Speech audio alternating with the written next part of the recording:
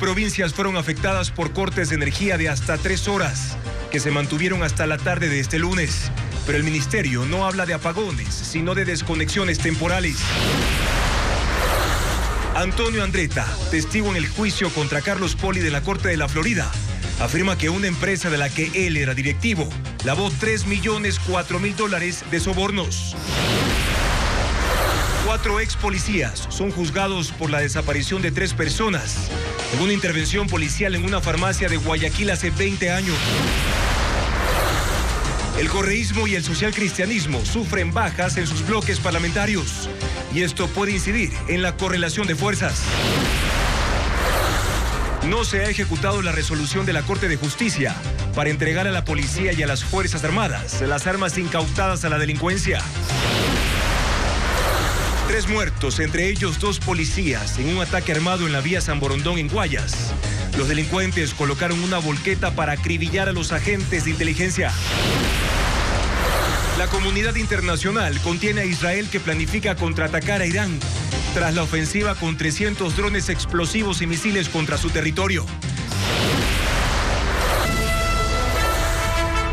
Televistazo estelar con Juan Carlos Aisprúa.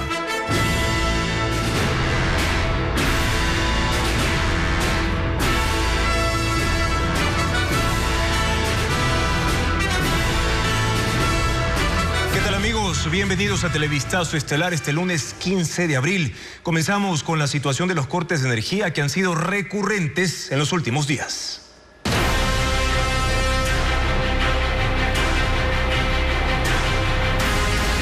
Apagones. Cuento del gallo pelón.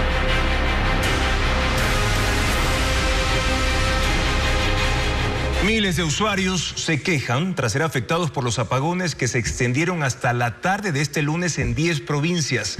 Exigen que se avise el horario de los cortes de luz para evitar los daños de equipos y electrodomésticos. Mientras, Colombia confirma que ha dejado de vender energía eléctrica al Ecuador. Luis Alfredo Zúñiga con más detalles. El escenario fue el mismo en las 10 provincias en las que se reportaron apagones o desconexiones temporales, como ha preferido eliminarlas últimamente el gobierno. Los cortes del domingo ocurrieron sin previo aviso y con el daño ya hecho, se dieron comunicados pasadas las 3 de la tarde. CENEL aseguró que se debía a mantenimientos emergentes y que se iba a solventar a la brevedad posible, pero al parecer se prolongaron, pues fue exactamente la misma justificación que publicó la empresa eléctrica de Cotopaxi, la de Riobamba, la regional del sur, que da servicio a Loja, y la empresa eléctrica de Quito, que fue la única que añadió que los mantenimientos eran en el sistema eléctrico ecuatoriano. También se repitió que luego de eso no hubo más información, pero los apagones continuaron hasta este lunes. Así ocurrió en La Tacunga, Pujilí y La Maná. En Cotopaxi, la empresa eléctrica regional Centro Sur fue la única que a las 7 de la noche del domingo dio una nueva información asegurando que el sistema eléctrico se había normalizado. Pero no fue así.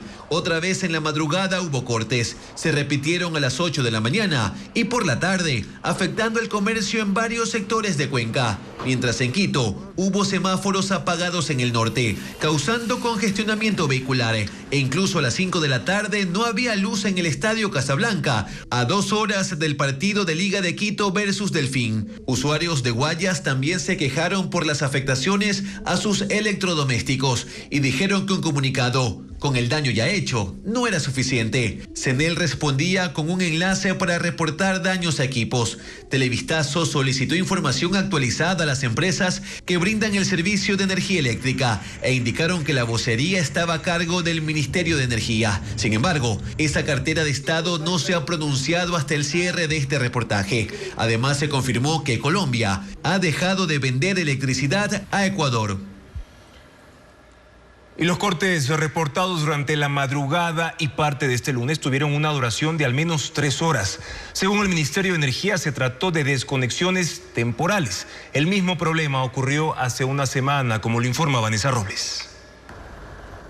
La madrugada y mañana de este 15 de abril, nuevamente varias ciudades del país reportaron cortes de energía eléctrica, como Guayaquil, Quito y Cuenca. El Ministerio de Energía aseguró que realiza mantenimientos preventivos y que los cortes de luz fueron desconexiones temporales. que han afectado a 10 provincias desde el domingo. Como en el caso de Pichincha, donde el apagón se registró desde las 15:45 en Quito y Sangolquí y se restableció pasada las 6:30 de la tarde. Solo en la capital, en promedio se dejó de producir 48 megavatios por hora. En Guayas, cantones como Guayaquil, Daule y Durán, no hubo luz por 4 horas, desde la 1 de la madrugada hasta las 5 de la mañana del lunes. En esta ciudad se dejaron de producir 88,4 megavatios hora. Incluso hubo quejas en redes sociales que insistían en la falta de servicio en el puerto principal pasadas las 8 de la mañana. Lo mismo sucedió en Azuay.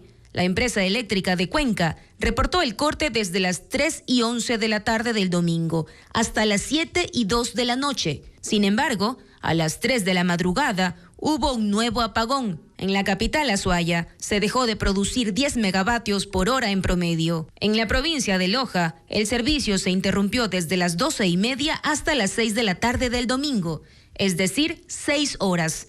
Fueron 13,5 megavatios hora los que se dejaron de producir. Esto según expertos en energía consultados por Televistazo. En otras provincias como Manabí, Chimborazo, Tungurahua, Cotopaxi, Santo Domingo de los Áchilas y Pastaza, también hubo interrupciones en el servicio de energía eléctrica. Este lunes se instaló el juicio del caso González y otros, que investiga la desaparición forzada de 3 personas en medio de un asalto en una farmacia hace más de 20 años en Guayaquil. Los juzgados son ex policías, como le informa Fabiola Santana. El caso denominado González y otros volvió a los tribunales este lunes tras 20 años y medio. Esta vez para juzgar a 3 policías y un ex policía que, según la fiscalía, participaron en aquel momento en la desaparición forzada de 3 personas en medio de un supuesto asalto en una farmacia de La Alborada en el norte de Guayaquil.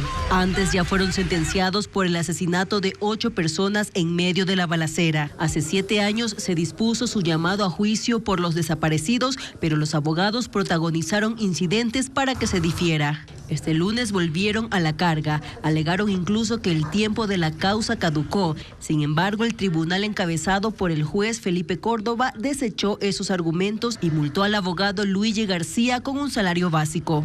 Luego de 1:30 del incidente se instaló el juicio. La fiscal general Diana Salazar dijo que demostrará que en noviembre de 2003 existió una estructura parapolicial conformada por los enjuiciados y 8 prófugos, que el operativo en la farmacia fue planificado, que los agentes se reunieron 2 horas antes en la Policía Judicial de Guayas y que estuvieron en los alrededores de la farmacia antes del robo y mantuvieron el control interno y externo. Según la fiscal, los desaparecidos fueron subidos a un vehículo, torturados, trasladados a la Policía Judicial y arrojados al estero Salado. No se conoce dónde están 2 de ellos, Johnny Gómez y César Mata. El tercero fue hallado en 2016 en Venezuela y en su testimonio anticipado narró que en el estero Salado fueron baleados y que él se cubrió con el cuerpo de Johnny Gómez y escapó. La esposa de Gómez, Dolores Guerra, también dio hoy su testimonio. Entre los detalles contó que el día de la desaparición en 2003 recibió una llamada de su esposo diciendo que lo tenían detenido en la Policía Judicial y que lo iban a matar. Dolores ya lo ha dicho. Ella quiere que se le devuelva a su esposo. Él sigue desaparecido. Queremos saber qué ocurrió con él. El Estado ecuatoriano debe reconocer su responsabilidad en este hecho de una manera ya definitiva, porque hay un reconocimiento parcial, si se quiere, a través de la sentencia que condenó a los policías responsables de los asesinatos, pero respecto de los desaparecidos, la historia sigue inconclusa.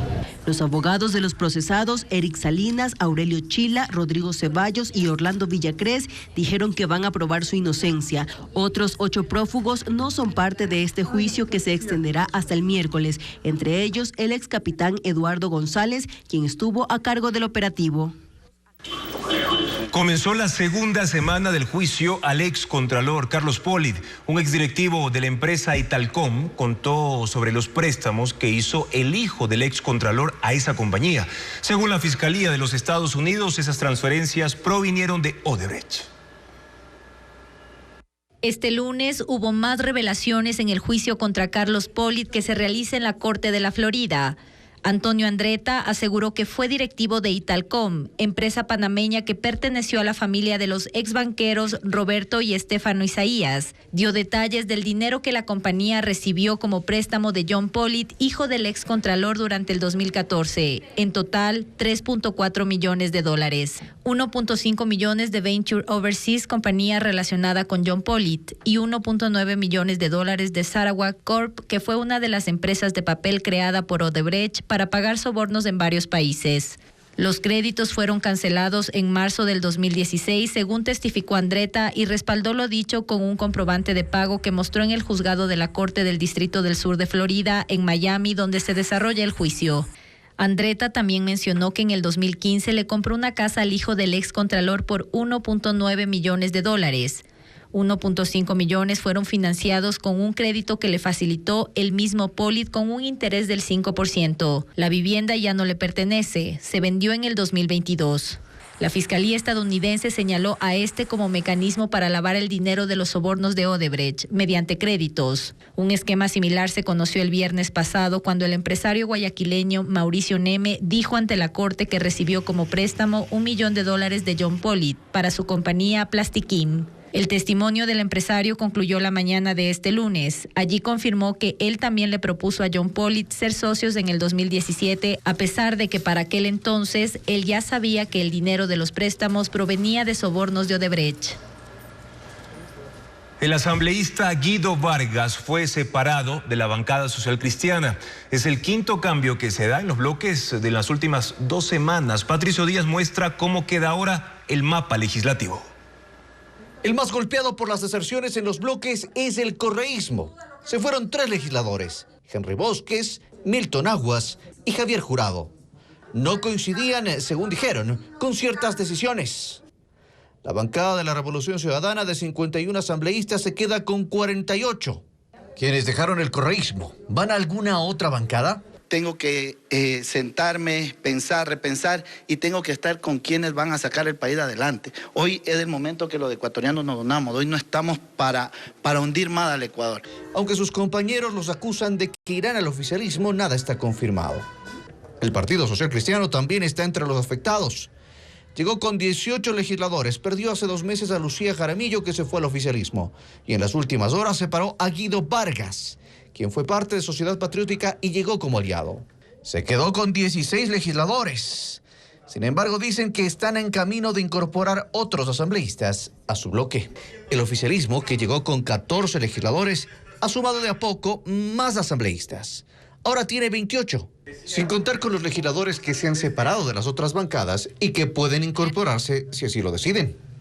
Construye tenía 19 asambleístas. Ahora suma 20 con Juan Carlos Rosero. Él reemplazó a Paul Auya, quien renunció y estaba fuera de la bancada casi desde el inicio del periodo. Hay además 5 legisladoras de Pachacutic y 16 entre independientes y gente buena. Esa es la composición de la asamblea hasta ahora. Nada garantiza que quede tal cual.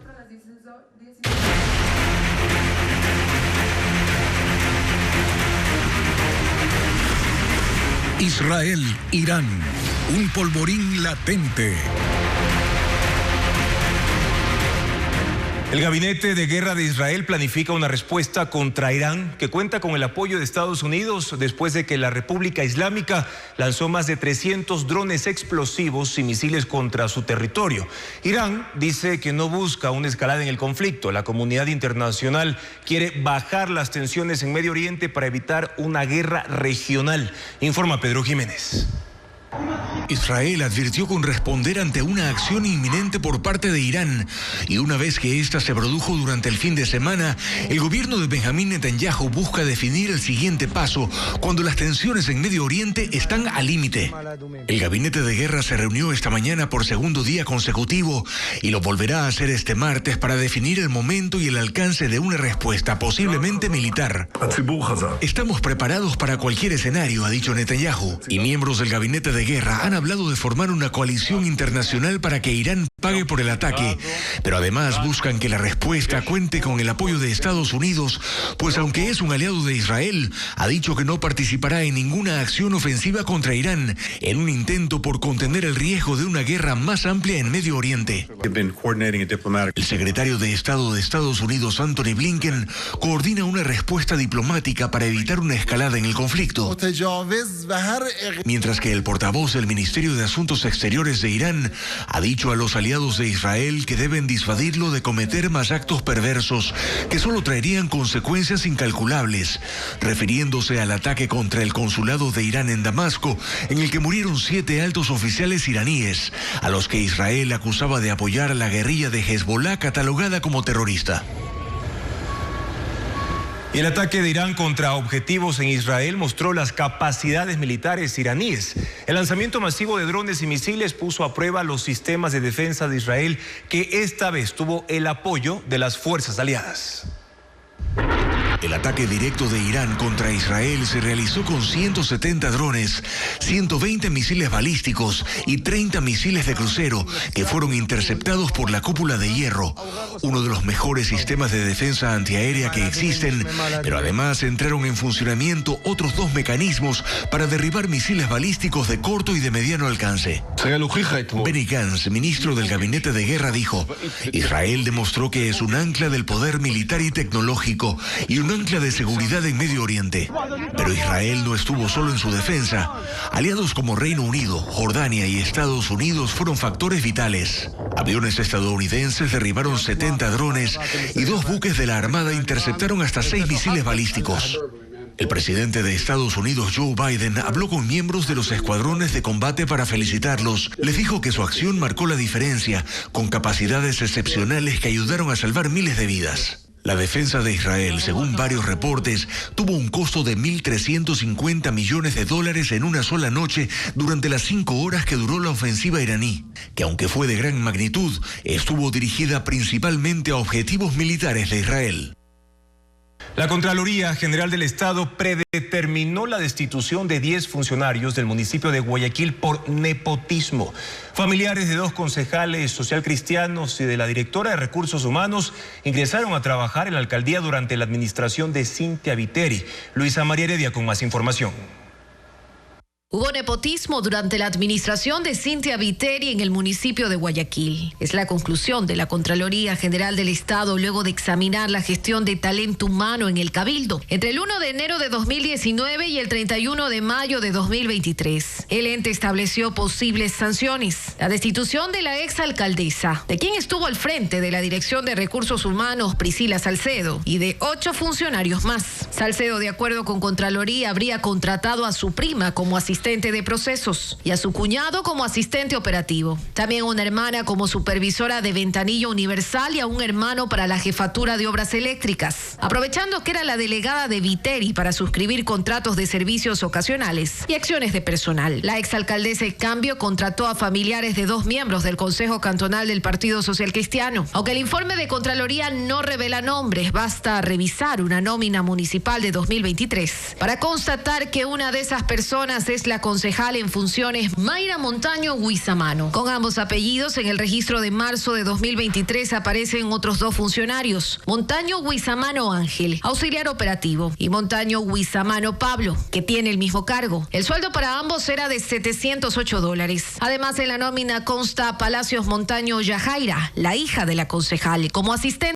de apoyo de CAM 6, con un salario de $1.328. Incluso Contraloría afirma que el cónyuge de Montaño fue asistente operativo de la alcaldía de Guayaquil. La otra persona es Egis Caicedo Quiñones, quien renunció a la concejalía a finales de agosto del año pasado para encargarse de formar las bases en territorio para la próxima campaña del actual alcalde Aquiles Álvarez, con un movimiento propio. Sus hermanos también aparecen en la nómina. Caicedo Quiñones Nita como promotora de difusión de obras y servicios con un sueldo de $1.852 y Caicedo Quiñones segundo con el cargo de jefe de mercado y un salario de $2.593. A partir de la notificación, los responsables tienen 30 días para presentar pruebas de descargo y ejercer su derecho a la defensa. En caso de confirmarse las destituciones, no podrán ejercer cargos públicos por 2 años y transcurrido ese tiempo, no podrán trabajar nuevamente en el municipio de Guayaquil. Pocos avances se evidencian en ciertas promesas económicas planteadas por el gobierno nacional. En el primer trimestre de este año no se pudieron dar pasos firmes hacia la monetización de activos, el recorte de gastos y la focalización de subsidios en medio de una nueva crisis energética. Lenín Artieda con el análisis. Al gobierno los proyectos se le están quedando en el papel y no arrancan. Los anuncios hasta ahora son solo eso. Se mantienen como idea en medio de una crisis que necesita con urgencia de hechos concretos. Ejemplos al canto. El gobierno no da luces sobre la focalización de subsidios que prometió para el segundo trimestre del año y ya está corriendo. De hecho, hasta ahora se tienen versiones para todos los gustos, dependiendo del ministro que uno quiera escuchar. El de Finanzas sostiene que cuando se aplique el plan el ahorro sería de entre 1.500 y 2.000 millones, pero la ministra de Recursos Naturales dice que el impacto sería de entre 450 y 550 millones. El proyecto de focalización se dice que está en el escritorio del presidente de la República, pero es tiempo electoral y nada se mueve. Lo cierto es que si no se hace nada para este año, los subsidios de combustibles estaban previstos en $2.800 millones, pero como el precio internacional del petróleo está al alza, el impacto será mayor. Pero no solo el tema de los subsidios está en pausa. Estancado está también el anuncio del ahorro de $1.000 millones en gasto público. Muy por encima se dijo que se lo haría con recortes de funcionarios, desaparición de empresas públicas o logrando que sean más eficientes.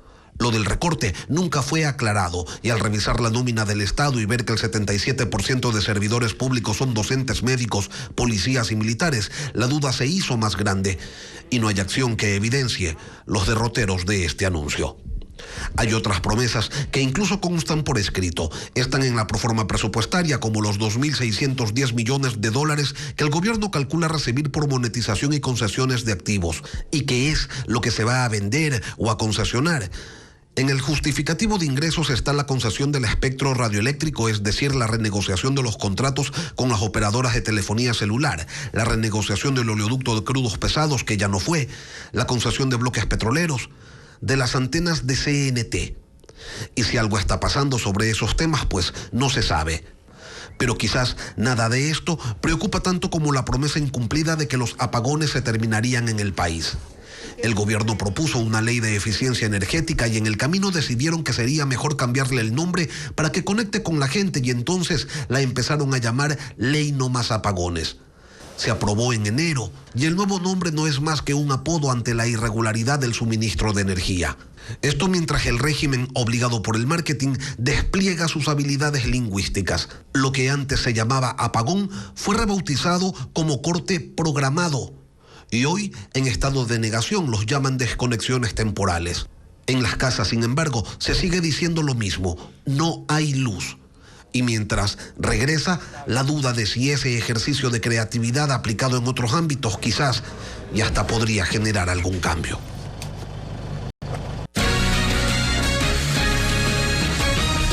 Las 11 organizaciones políticas y sociales que se inscribieron para promover el sí o el no en la consulta popular y referéndum registran poca actividad en territorio. La campaña electoral ha pasado desapercibida. Solo el presidente Daniel Noboa y su movimiento ADN recorren cantones para motivar el voto. Luisa María Heredia con el informe. Es una campaña atípica. Empezó el pasado 7 de abril y a 3 días de concluir pasa desapercibida. Las 11 organizaciones políticas y sociales que se inscribieron para promover el sí o el no a las 11 preguntas planteadas para la consulta popular y el referéndum hacen pocas actividades. De hecho, solo el movimiento oficialista Acción Democrática Nacional, pese a que no tiene personería jurídica y no está en esa lista, ha estado visitando cantones y barrios para motivar el voto. En los recorridos en los que hay poca poca militancia participan asambleístas y dirigentes que exponen el contenido de las preguntas y piden votar por el sí, mientras también recogen firmas para inscribir al partido. El fin de semana, por ejemplo, la legisladora Valentina Centeno estuvo en algunos balnearios de la provincia de Santa Elena. El asambleísta Jonathan Parra en San Borondón y en Daule la parlamentaria Lucía Jaramillo junto a su hermana Paola, quien es dirigente de ADN Guayas. Eso se suma a la vocería del presidente Daniel Noboa, quien aprovecha las actividades en territorio que ahora ocupan gran parte de su agenda para referirse a la cita en las urnas. Con nuestra mejor arma, que es nuestro voto, vamos a impulsar este domingo la consulta popular. Es importante la participación, especialmente la participación de los jóvenes. Por el no, hasta ahora se ha organizado apenas una marcha. Fue este lunes en Babahoyo, provincia de Los Ríos. Convocó el Frente por el No a la consulta popular que integran el Movimiento Unidad Popular y la Unión Nacional de Educadores. Salió a las 10 de la mañana de la explanada del Estadio Rafael Vera Yepes y recorrió parte del norte y centro de la ciudad. Hubo música, pitos y pancartas. La frase "no 11 veces no" se leía en una de las más grandes. En otra, en cambio, se expresaba el rechazo a las preguntas D y E del referéndum, que hablan sobre el arbitraje internacional y el contrato laboral por horas. Nos deja en una indefensión total, porque cuando vengan las compañías extranjeras que violen las leyes nacionales, nosotros no vamos a poder reclamar como país. La marcha pacífica hizo una parada en los exteriores del hospital del IES de Babahoyo y culminó en la gobernación de Los Ríos. Reservistas de las Fuerzas Armadas se encargarán de la seguridad en los recintos electorales durante la consulta popular. Este lunes, 1.800 personas iniciaron con la capacitación y reentrenamiento a escala nacional. Más detalles con Paul Romero. Las Fuerzas Armadas buscaron a sus reservistas para, en principio, dar seguridad en los recintos electorales durante la consulta popular del domingo 21 de abril. La Dirección de Movilización del Comando Conjunto convocó a 1.800 soldados de reserva para la capacitación y reentrenamiento. La concentración se realizó este lunes en recintos militares a escala nacional. En Quito, la convocatoria fue en el cuartel Eplicachima, al sur de la ciudad. Allí estuvieron el ministro de Defensa, Giancarlo Lofredo, y el mando militar, entre otras autoridades. La convocatoria fue hecha por el déficit de militares en servicio activo. Durante las elecciones, ellos continuarán con las operaciones de seguridad interna, control de fronteras, en los centros penitenciarios, además de la custodia y transporte del material electoral. Los conscriptos convocados corresponden a las levas de los 5 últimos años y parte de la Reserva General de las Fuerzas Armadas. Es un llamado a la defensa de los valores, la libertad y la soberanía. Los 1.800 reservistas serán distribuidos a 4 comandos operacionales. 1.000 al Comando Central, a las provincias de Pichincha, Imbabura, Santo Domingo de los Áchilas, Tungurahua, Chimborazo, Cotopaxi. 300 al Comando Sur, 300 al Occidental y 200 al Comando Norte. Ellos, al momento que son calificados como idóneos para este reentrenamiento, reciben un estipendio por bono de campo. Y adicional a eso se les entrega una ayuda de rancho, que es para que puedan cancelar la alimentación. El reentrenamiento durará 11 días. Por ese tiempo, cada soldado de reserva recibirá $44.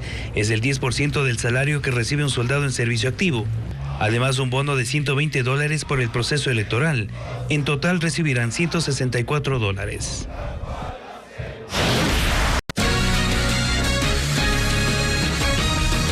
El Observatorio de Contratación Pública califica de ineficiente al Servicio Nacional de Atención a Privados de Libertad porque el año pasado la entidad ejecutó apenas el 42% de su presupuesto para la reestructuración de las cárceles. Informa Bessie Granja. En 2023 se destinaron más de $2 millones en obras de infraestructura para la Penitenciaría del Litoral y las cárceles de Esmeraldas y Santo Domingo. Fueron los centros con mayor intervención, aunque la necesidad persiste en todo el sistema carcelario, integrado por 35 reclusorios. Un informe del Observatorio de Contratación Pública y la Fundación Ciudadanía y Desarrollo califica de ineficiente la gestión del Servicio de Atención a Privados de Libertad SNAI en la administración de su presupuesto destinado a mejorar las cárceles, algunas con más de 100 años, otras destruidas durante los amotinamientos que provocaron la carencia de sistemas de seguridad. Cifras de esta cartera de Estado detallan que en 2023 el SNAI tenía presupuestado invertir $16.8 millones y solo ejecutó $7.2 millones. El análisis al plan de contratación revela también cómo el SNAI no poseía equipos que garanticen energía regulada para evitar daños irreparables por los constantes cortes de energía, por lo que la institución tuvo que invertir más de $100,000 en la contratación del servicio y mantenimiento de los data centers. Y recomienda tomar medidas administrativas más decisivas para mejorar la seguridad de estos sitios. Las lluvias causan estragos en varias regiones de Asia. Inundaciones y deslizamientos de tierra han dejado decenas de fallecidos desde el fin de semana. Merlis González con los detalles. Las lluvias torrenciales dejaron amplias regiones del este de Omán bajo el agua. Carreteras, estaciones de metro, inmuebles, incluso granjas quedaron anegadas. Los ríos locales incrementaron su nivel a gran velocidad y poco después el agua se mezcló con las arenas del desierto. La policía y sus equipos de rescate tuvieron que evacuar y auxiliar a más de 1.300 habitantes que estaban atrapados en los techos de las casas y edificios. 17 personas han muerto en esta emergencia, incluyendo 9 estudiantes y un chofer que viajaban en un bus arrastrado por la corriente.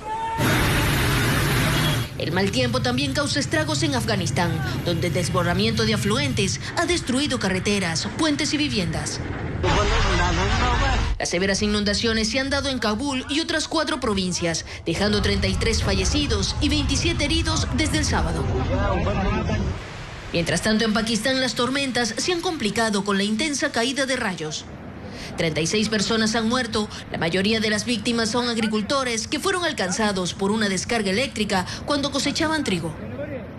Las lluvias además provocaron el colapso de casas en la provincia oriental de Punjab e inundaciones en la capital Islamabad.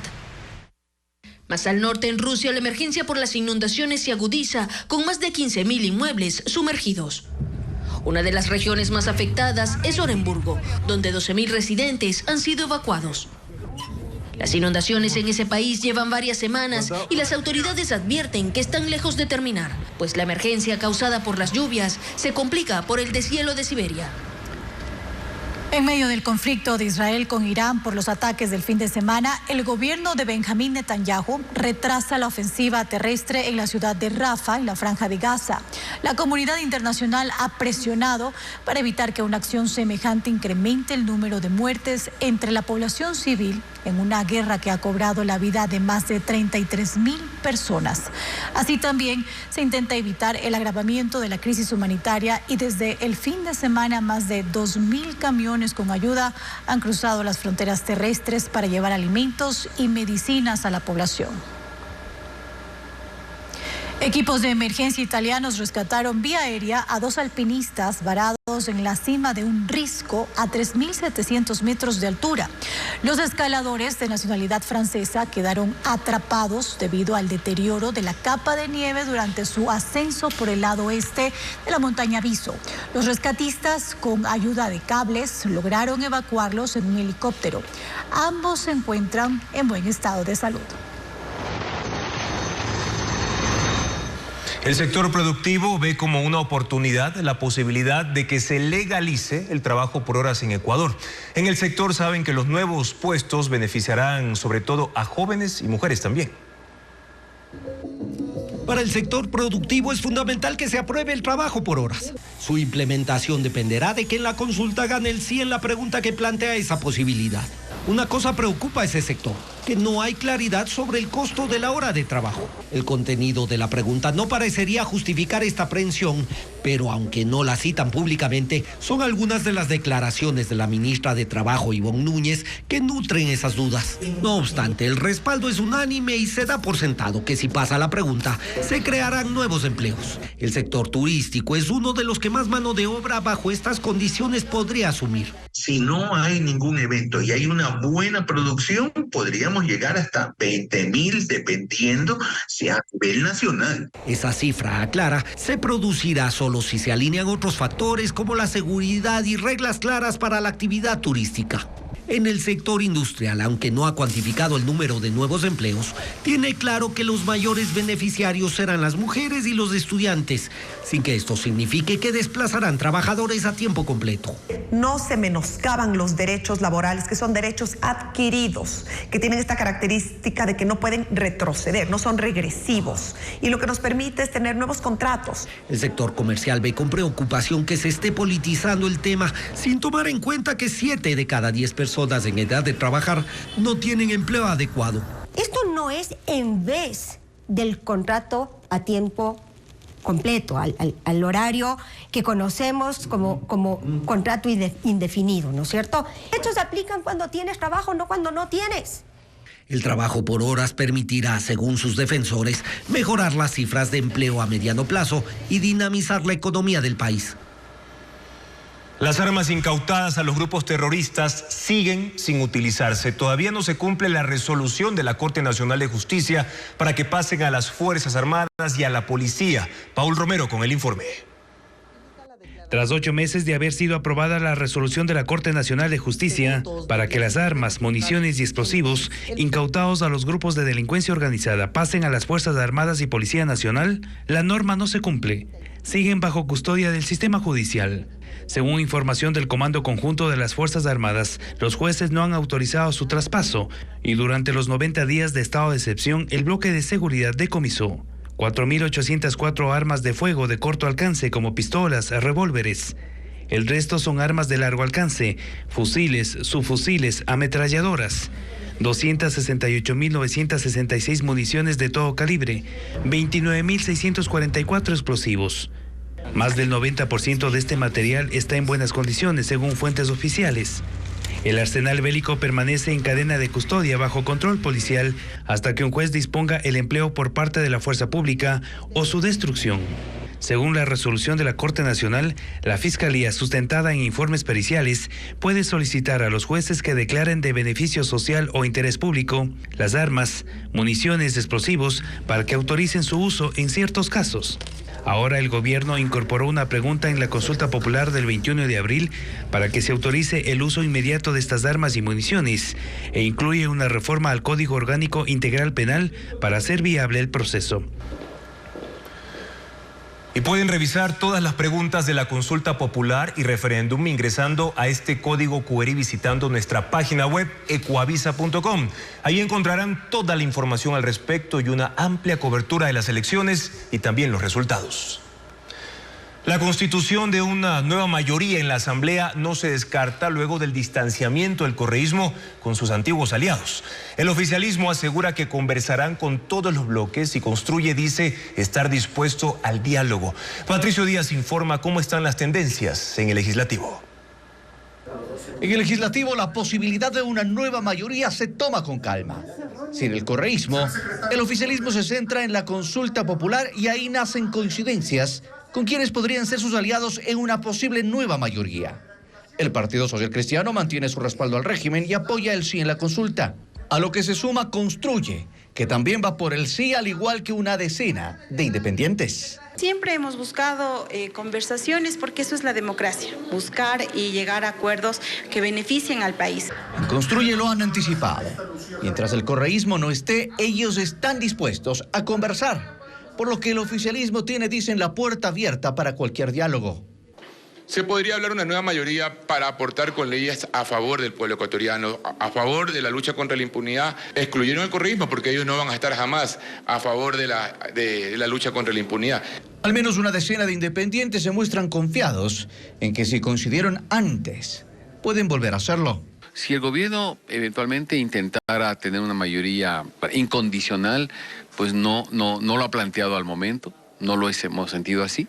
El ambiente por sí solo se presta para que se establezcan nuevas mayorías, como ya se han observado en algunas leyes. Dávila habla más bien de mayorías móviles y en eso coincide también la subcoordinadora oficialista. Las bancadas toman con cautela hablar de una nueva mayoría como tal.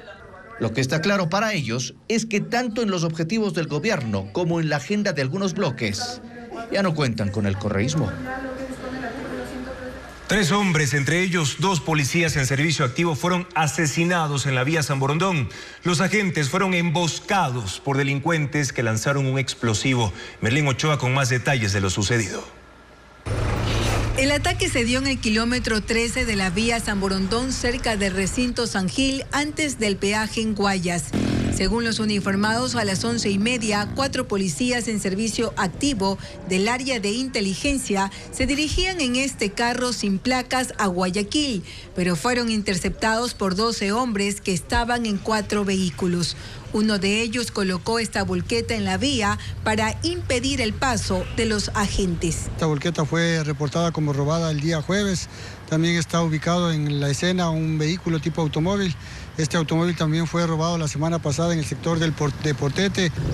Los delincuentes dispararon en 100 ocasiones y antes de huir en un carro rojo detonaron una granada. El cabo Carlos Hidalgo y el policía Jordan Jaime murieron. Otros 2 uniformados están heridos de gravedad en un hospital. La tercera persona que falleció no tenía documentos, por lo que aún no es identificada. Hace unas semanas hizo un operativo de antinarcóticos con la detención de un objetivo de alto valor. Ellos venían trabajando, levantando información con orden de servicio y dando cumplimiento a las disposiciones de la Dirección de Inteligencia. Cerca del sitio, el 3 de abril, fue detenido Carlos González, alias Comandante Carlitos. Según la policía, es el cabecilla de una banda narcodelictiva que usaba empresas de seguridad como fachada para el tráfico de drogas a gran escala. Los uniformados que fueron baleados seguían este caso, por lo que la institución policial no descarta que el ataque esté relacionado con el operativo. El presidente de la República, Daniel Noboa, se refirió al ataque contra los policías de la unidad de inteligencia en el que murieron 2 agentes. Dijo que los criminales son considerados ya un objetivo militar. Cualquier asesino de policías o de miembros de las Fuerzas Armadas es considerado un objetivo militar. Con todo lo que eso pues representa. No vamos a andar tolerando asesinatos directos a nuestras fuerzas de orden. Si nosotros no podemos proteger a nuestra policía y a nuestras fuerzas armadas y no podemos también castigar de la manera más dura a los que atentan contra ellas, entonces pues mi trabajo acá sería un fracaso. Y yo no voy a fracasar en esta guerra y estaré siempre al frente de la policía y de las fuerzas armadas. También cualquier acusación que tengan o cualquier condena que tengan por seguir una orden del presidente de la República serán perdonados y tendrán el perdón presidencial.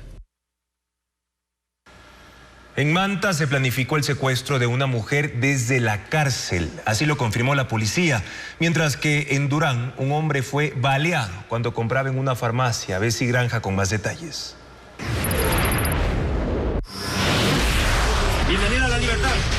La policía liberó a una mujer que fue secuestrada el pasado viernes en Manta, en la provincia de Manabí. Los captores exigían $100,000. Según las autoridades, en este caso están vinculados 3 presos de la cárcel El Rodeo, junto a otros 5 detenidos. Ellos planificaron la retención tras estudiar las publicaciones que la víctima hizo en sus redes sociales como Instagram y Facebook.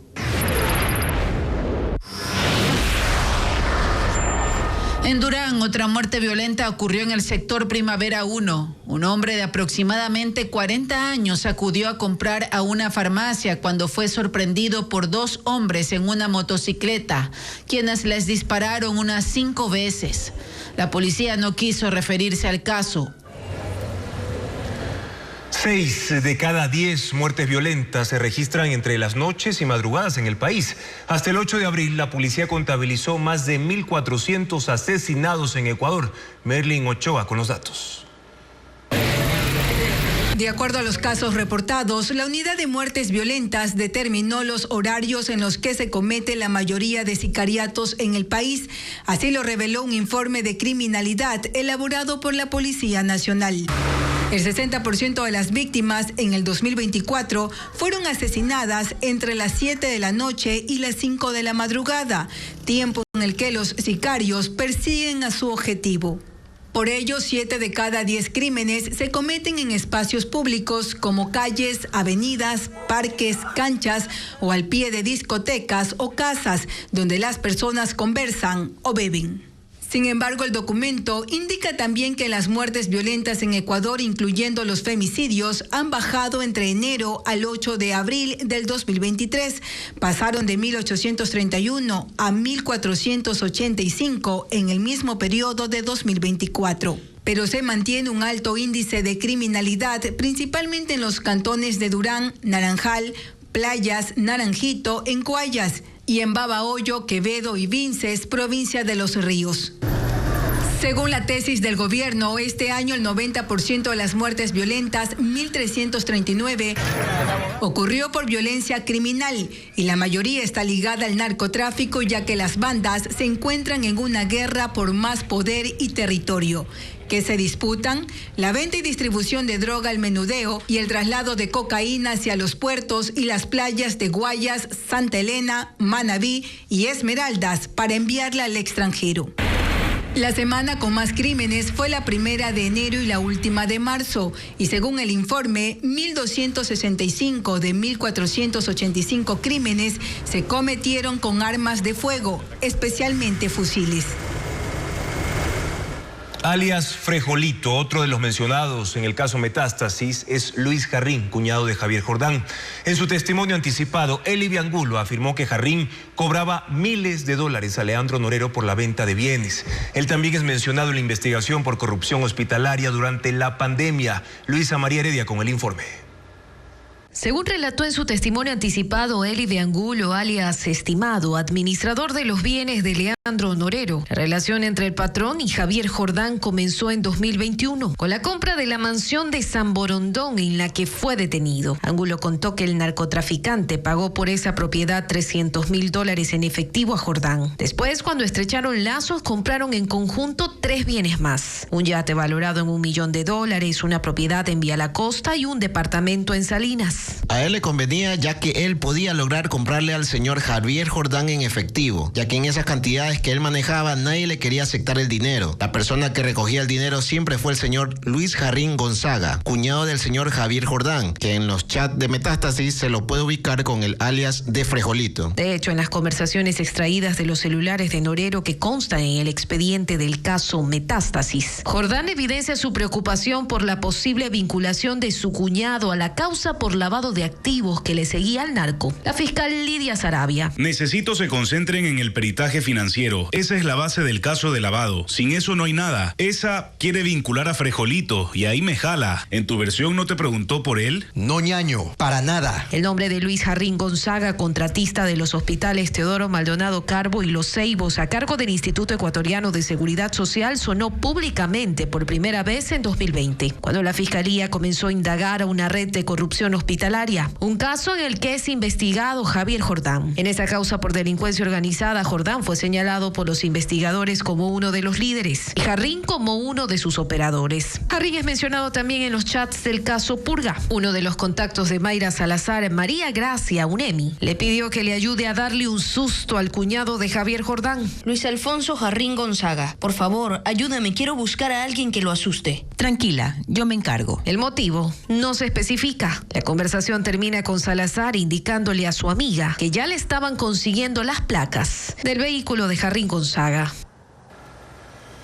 Esta tarde se reunió el Consejo de Administración Legislativa para analizar si calificaban 5 juicios políticos presentados en los últimos días. Entre ellos, el de la ministra de Gobierno, Mónica Palencia, y la canciller de la República, Gabriela Sommerfeld. Los miembros del CAL decidieron pasar todos esos procesos a la Unidad Técnica Legislativa para tomar una decisión con base en su análisis.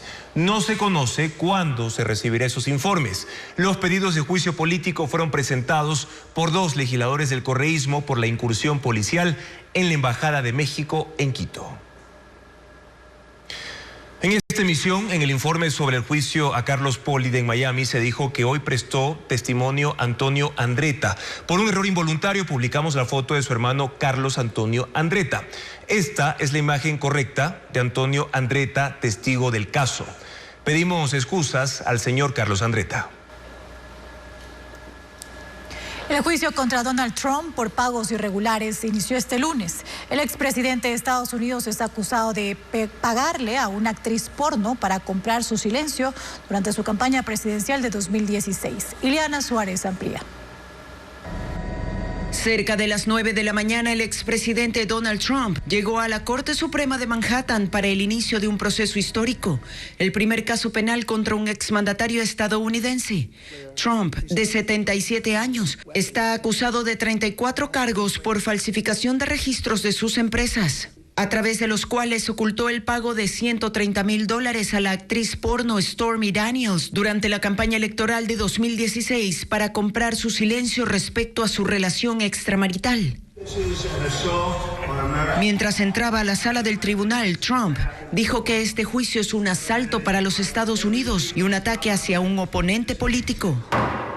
El proceso judicial inició hoy con la selección del jurado, 12 hombres y mujeres, en una primera etapa que puede tomar hasta 2 semanas.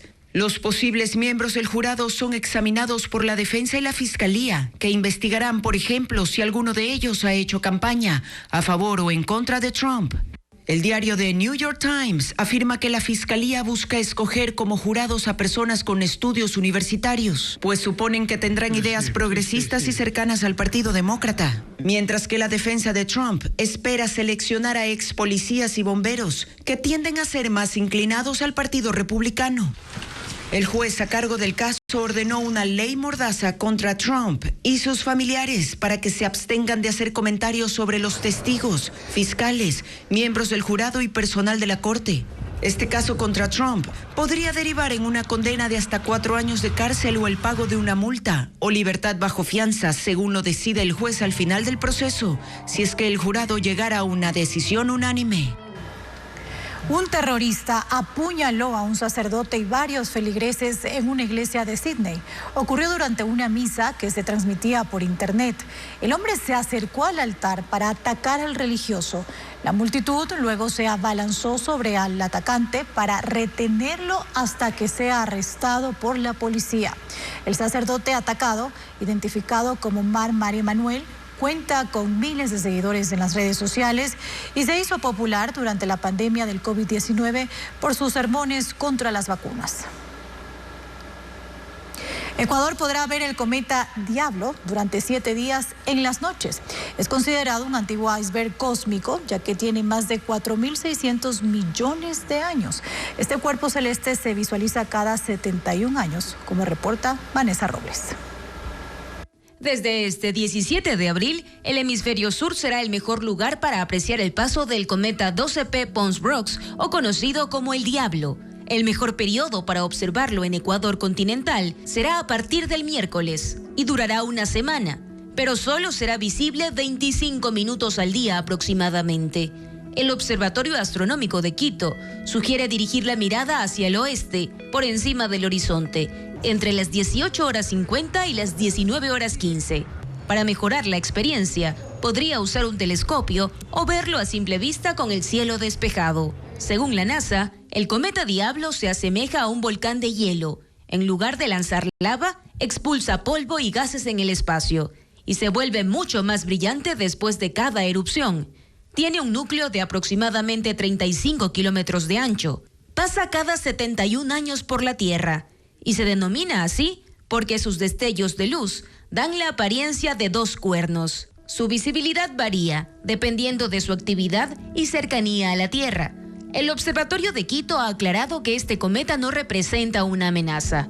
No existen posibilidades de fragmentaciones, considerando sus anteriores trayectos cerca de la Tierra. Este evento astronómico se repetirá en 2095. 8 años paralizada tiene la megaobra del paso lateral de Ibarra en Imbabura. El Estado invirtió $32 millones en el movimiento de tierras y la expropiación de 258 predios. Hoy los tramos intervenidos están abandonados y la inversión en riesgo. Cristian Tinajero informa. La construcción del paso lateral de Ibarra se ha convertido en un sueño frustrado para sus 220,000 habitantes. Fue en 2013 cuando el gobierno de Rafael Correa inició esta obra que ya en aquella fecha era urgente para la región norte de Ecuador, pues se iba a convertir en una vía rápida de conexión entre las provincias de Imbabura, Carchi y Esmeraldas, evitando así cruzar por la vía panamericana que atraviesa a la ciudad de Ibarra. El proyecto comprendía una extensión de 10.77 kilómetros, 6 carriles de circulación, vías de conexión a 2 poblados, un puente de 420 metros de longitud y 3 intercambiadores. Sin embargo, 3 años más tarde, cuando llevaba un 30% de ejecución, el Ministerio de Transporte y Obras Públicas paralizó completamente su construcción por falta de recursos. Solo en esos trabajos y en la expropiación de 258 predios, el Estado gastó $32 millones, de acuerdo a un informe de 2023 de esa cartera de Estado, al que Ecuavisa tuvo acceso. Son 9 kilómetros que están expropiados y corre el riesgo de que les vuelvan a invadir esa zona y que el Ministerio entre en un problema grave con la Contraloría. Más de 200 agricultores y ganaderos, a quienes les expropiaron los terrenos, mencionan que la reducción de tierras productivas los afectó, pero el abandono de obras los ha golpeado aún más, pues el desarrollo anunciado, que era un anhelo, nunca llegó. Hoy lo poco que se avanzó de la obra luce así. En algunos lugares la maleza gana espacio, en otros el agua de la lluvia ha formado grandes zanjas y en un tramo cercano a la parroquia San Antonio de Ibarra, los habitantes del sector la han convertido en botadero de basura. Hasta el 2013, el presupuesto contemplado para ejecutar la obra era de aproximadamente $90 millones, pero si hoy se retomara, alcanzaría los 178 millones. El Ministerio de Transporte y Obras Públicas reconoce que la construcción de esta carretera es esencial para aliviar la carga vehicular que tiene Ibarra, pues por su centro circulan unos 17,000 carros que no son parte del parque automotor de la ciudad. Sin embargo, aún no hay un plan definido para retomar los trabajos. Los restaurantes y centros nocturnos se reactivaron durante el primer fin de semana sin restricciones en Ecuador. Guayaquil, Santa Elena y Quito fueron los puntos con mayor movimiento, como lo informa Luis Alfredo Zúñiga.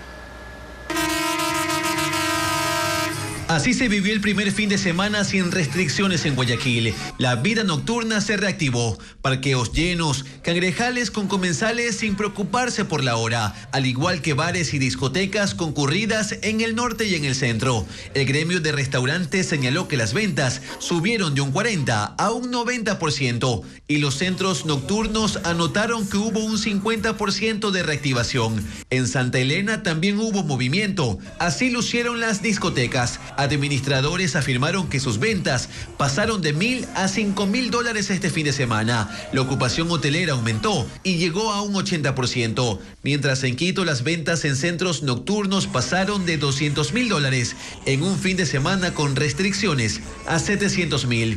Esmeraldas también tuvo reactivación, sin embargo no fue significativo. La Cámara de Turismo señaló que hubo un 10% de incremento en bares y restaurantes, pero la ocupación hotelera no pasó del 10%. Los gremios lamentan los apagones que impidieron una mayor reactivación. Bares y discotecas deberán parar su actividad el próximo fin de semana por la consulta popular y esperan que la gente siga acudiendo para minimizar las millonarias pérdidas que dejaron 3 meses de estado de excepción y toque de queda.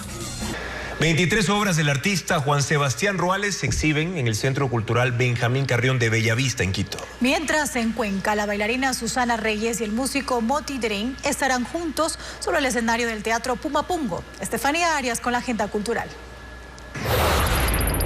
¡Vamos! ¡Sal del pueblo! ¡Encuéntrate! ¡Come! ¡Reza! ¡Ama! Después de una pelea con su novia Emilia, Diego busca ayuda en la diosa Afrodita para recuperarla. Sin embargo, lo que esperaba que fuera un camino fácil se convierte en una serie de desafíos.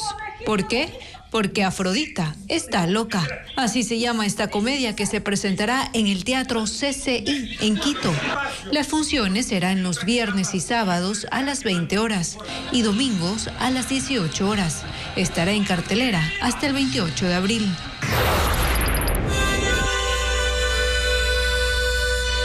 La bailarina y coreógrafa Susana Reyes y el músico Moti Derén presentan Himayeras, obra que sumerge al espectador en el universo mágico y profundo de la mujer ancestral andina. Será un ritual escénico en 8 momentos, dedicados a diversos personajes femeninos y a la relación con la tierra. El espectáculo será en el Teatro Pumapungo, en Cuenca, este miércoles 17 a las 19:30. 23 tintas del artista Juan Sebastián Ruales se exhiben en el Centro Cultural Benjamín Carrión de Bellavista, en Quito. Obras denominadas Hay lobos en las calles consisten en trazos sobre papel que hablan sobre el cuerpo en la escena de la creación artística, figuras tomadas de la actuación al dibujo.